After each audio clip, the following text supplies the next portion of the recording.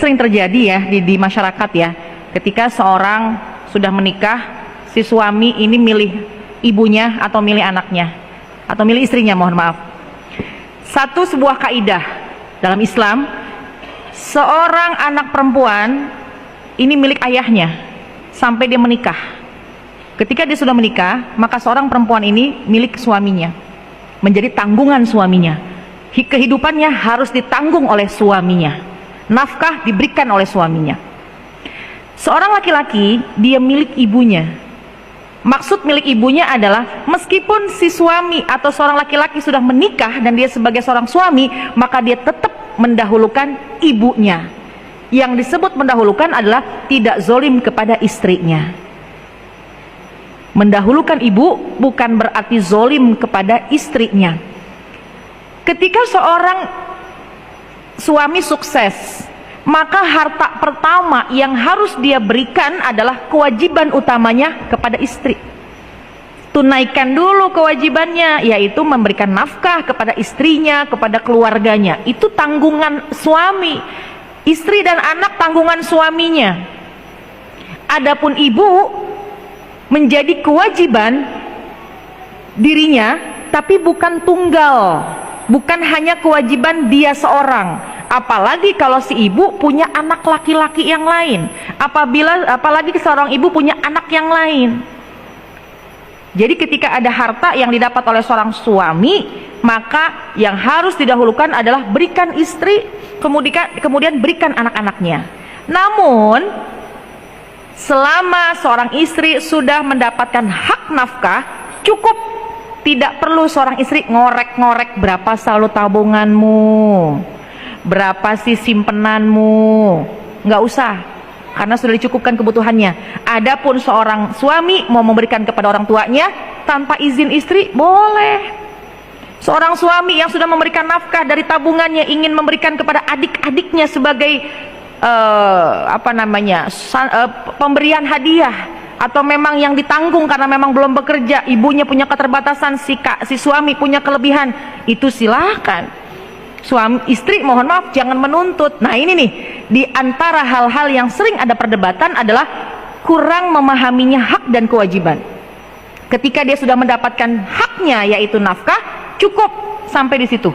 Artinya nafkah ya sesuai kemampuannya, sesuai kemampuan suami. Lain soal ya, ini suaminya punya duit berlebih, istri diberikan nafkah sedikit sehingga tidak mencukupi, tapi dia berlebih kepada orang lain, maka zolim kepada istri. Kalau bisa dijalankan semuanya beriringan, maka itu lebih baik lagi. Dan tentunya seorang istri paham, kita memahami, jangan pernah membuat bingung suami. Seorang istri yang baik tidak akan membuat bingung suaminya. Maksudnya gimana? Jangan pernah jadi pilihan saya atau ibu kamu, jangan. Ini yang bikin suami bingung. Jangankan ke suami, pilih saya atau adik kamu, itu pun membuat suami bingung. Dan itu yang bikin awal mula dari perpecahan. Ibu, wahai seorang istri, kalau seorang istri mendukung suaminya berbakti kepada kedua orang tuanya, rumah tangga itu penuh dengan keberkahan.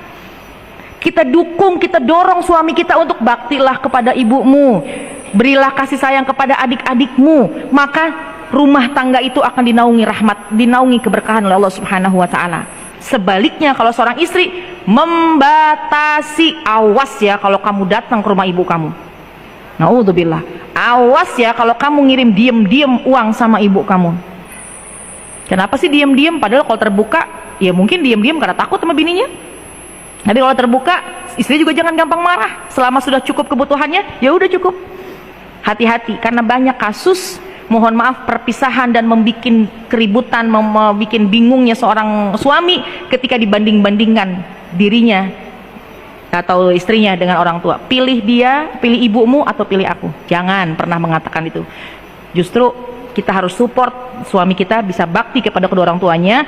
Dan kalau sekiranya memang ada khilaf kita di masa yang lampau, kita membanding-bandingkan diri kita dengan ibu mertua, mundur, jangan. Karena ada keberkahan ketika kita dan suami berbakti kepada kedua orang tua. Karena diantara memancing rizki adalah keridhaan dari orang tua. Di antara hidup kita berkah, bahagia, sakinah, mawaddah, warahmah adalah keberkahan dari orang tua, termasuk mertua. Jamaah sekalian, berapa banyak kasus sekarang akhirnya seorang suami sangat bingung. Berapa banyak kasus sekarang di akhir zaman ini seorang istri bisa memutuskan hubungan suami dengan ibu kandungnya. Na'udzubillah min dzalik.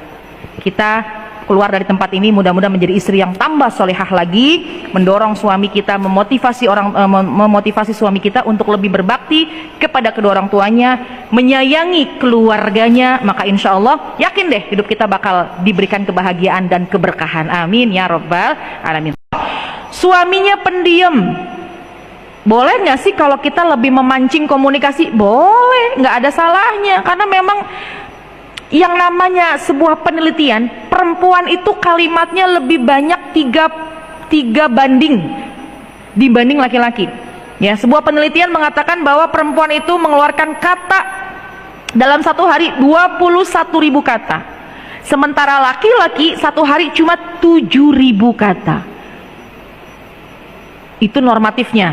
Tapi ustazah, suami saya demen ngomong misalnya, itu ya berbeda-beda keadaan. Jadi untuk solusinya tinggal komunikasi.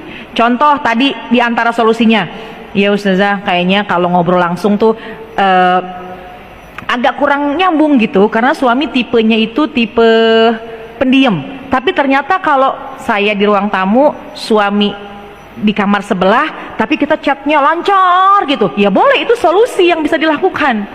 Toh juga sama juga adalah tujuannya untuk komunikasi. Mungkin ibu juga bisa coba nih, misal gini, udah lama nggak dipuji sama suami itu apa-apa tuh lihat handphone terus. Coba kalau lagi ada di rumah WA, karena kalau WA pasti langsung dibaca, tapi kalau kita ngomong kadang-kadang nggak didengerin. Tulis aja, "Pah, hari ini saya cantik nggak?" Ya, pancingan lewat WA gitu. Atau lagi makan, suami di situ, istri di sini, kita pengen ngobrol, cuma suami tuh asik handphone aja gitu. Pakai komunikasi, udah Pah makan dulu, nggak didengerin. Pah makan dulu Pah, nggak didengerin. Pakai handphone dengan kalimat yang tulisannya besar-besar semua. Kalau perlu diformat dengan kalimat yang tebal. Assalamualaikum, nggak usah pakai assalamualaikum, nggak apa-apa. Pah makan dulu, taruh HP-nya, saya yakin langsung ditaruh, langsung makan, karena lebih respon dengan handphone. Ya, jadi itu semua berkembang, masing-masing pola keluarga pasti berbeda. Tinggal komunikasinya apakah langsung ataukah memang keadaannya lewat WA. Selama tujuannya adalah untuk komunikasi, maka nggak ada masalah. Atau misalkan cari waktu yang tepat. Oh, kalau misalkan pagi nggak mungkin lah, karena suami mau bekerja, pulang udah capek. Cari momentum seminggu sekali aja, karena sependiam-pendiamnya suami pasti kalau diajak ngobrol sama istri pasti jawab juga, pasti nyaut juga. Karena pendiam-pendiamnya suami nggak mungkin satu masa ketika ngobrol nggak, pasti ada masa. Oleh karena itu pentingnya, pandainya seorang istri melihat bagaimana keadaan. Wallahu a'lam, gitu ya. Silahkan diatur, tapi insya Allah tetap komunikasi harus dijalankan dengan pola-pola yang kayaknya ini bisa nih kalau kayak begini. Kalau gitu kayaknya nggak bisa, boleh, itu silahkan dipilih sesuai dengan pola keluarga masing-masing.